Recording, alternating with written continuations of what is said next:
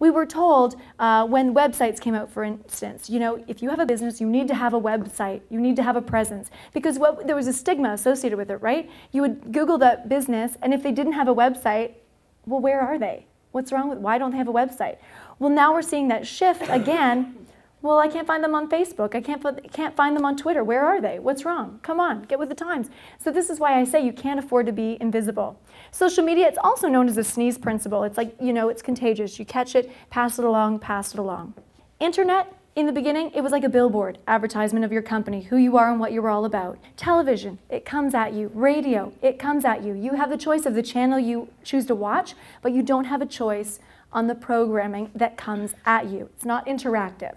Okay? Then we went to two-way conversations where we were blogging. So I posted something and you could comment on it. So this advertiser-customer relationship back and forth. At least I could comment on it, right? But it was more so like what the video I showed you was, the woman said, well, if I want to order a product, that's the comments we were having back and forth, right? Yes, please, I'll take two.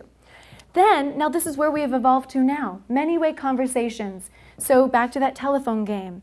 You've got this larger conversation, and then you're passing along the message, but you have micro messages and comments in between, and that is the evolution of social media. It is, however, it's all about people.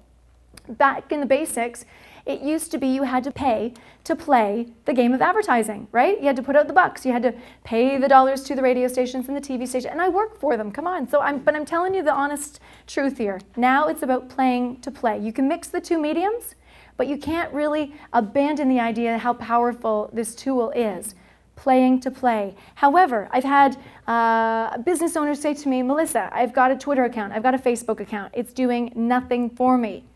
When was the last time you were on it, I would ask? A month ago. You're not playing to play, right? You're not engaging. If you are not taking part in the conversation, then how can the conversation come back to you? What you put into social media is what you get out of social media. That's a really big thing to keep in mind. And you also can't go in with the idea of a self-fulfilling prophecy that I'm just going to put up all of my information about me and my business and I'm not going to comment on anything anybody else has to say. It's all about me, because it doesn't work. It's social and people want to hear what you have to say about other things, not just about you, right? It is a relationship, it's a two-way street. So we have an understanding and idea of what YouTube is, right? You can share videos. Viewers can comment on the videos and they can rate them. So you can give it 5 stars, 4, 3, 2, 1. You can become your own Siskel and Ebert. So let's get a little bit more complicated here. Facebook and Twitter. What's the difference between Facebook and Twitter? So if you get a Facebook account, basically what you are doing is searching out people, friends. But the idea here is to connect and share information with people in your life. And you have a choice if you want to connect with that person or not. And you have a choice if you want them to see all of the information about you. Maybe you want to hide pictures from them, or you don't want them to see this. You have choice, right? What you're doing, though, is you're sending a friend request. Do you want to be my friend? And you can either confirm that or decline or ignore it. They don't see it if you ignore it. It's never confirmed, right? And then if you confirm that, then that friend can potentially see some of your other friends as well. So what you're doing is growing and building this network, this database almost online, but being able to connect with people online and learn. I learned the bulk of my information about people and things going on. I learned the other day that the Stratford Festival is hiring right now for a social media strategist. I just saw that on Facebook the other day because somebody had posted that. I mean, to me, that's where I get my news and information, is really Facebook and Twitter right now. You just have to put yourself out there and observe and listen to the conversations of what's going on, right? It's the new water cooler. It's the new place to hang out. Twitter, a little bit different, okay? So we talked about microblogging. It's 140 characters. You're doing something called tweeting, the new lingo out there. The difference is like this. I explain it as you're at the head of a parade, you have a big billboard, and you've got things to say, right? You want people to follow you because I am interested in what you have to say.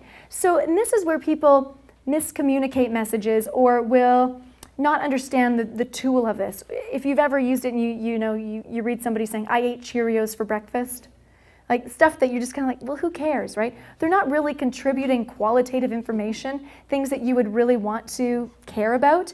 And that can sometimes impact that you might not want to follow them anymore because it's not of interest to you.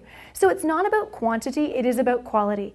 Think, if you're making a post, would you read what you wrote and be interested in that? LinkedIn, a little bit different. To me, Personally, this is a personal opinion, it's my least favorite. However, if you are a business owner, people love it because it's kind of like the Rolodex online. It's very business professional oriented. You're not asking for a friend, you are connecting with trusted contacts, people that you pretty much know. And if you don't know someone, you would go through someone that you know, because it's kind of like that, like I might know Joe, but I want to know Mark over here because he has a like-minded something, you know, we could potentially do business together down the road. But you would almost have that guy, Joe, introduce you to Mark. So video, let's go back to video for a minute. How do we get noticed? How do we stand out from the noise? And I'm going to show you some interesting ways because you saw 100 million plus videos out there. They all look the same eventually, don't they? But how do we stand out from the noise? First off, remember, you are all producers. Can you give me information that I don't know about? What can you tell me that I'm not going to find anywhere else? Can you take me into your store or into your company or reveal something of interest to me that I do not know? Because we are competing with the YouTube generation out there. The YouTubers of, you know, some videos are by chance, but some videos, they have to be engaging in some way, shape, or form. But can you take me behind the scenes and make me a VIP in your company or your organization in some way, shape, or form? Are you going to touch me through humor or emotion? What is it going to be? Because this is who you're competing with out there, right? Here's the most popular video of 2009.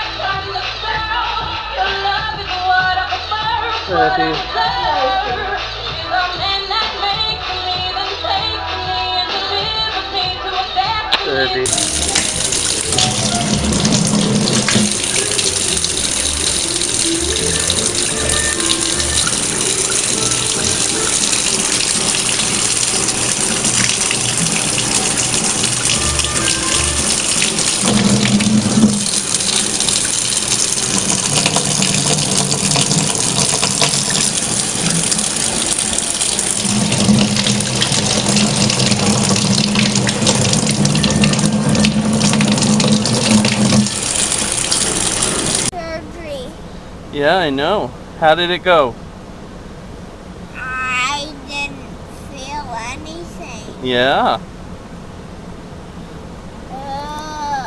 I feel fine. Kind of felt good, didn't it?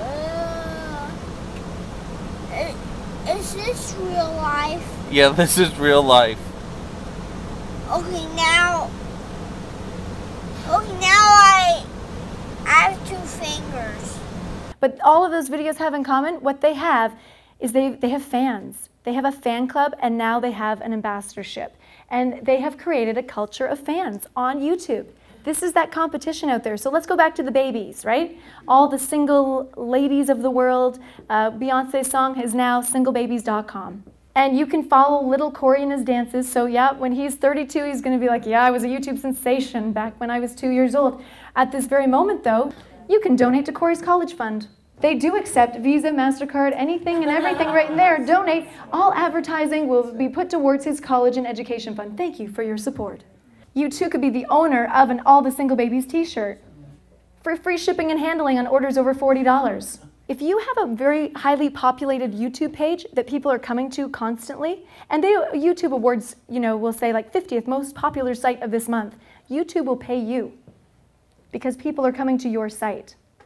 And because they'll pay you because what you have is prime advertising space, right? Because if everyone's coming to your site and I want to have an ad up about whatever the product might be, that's key prime space.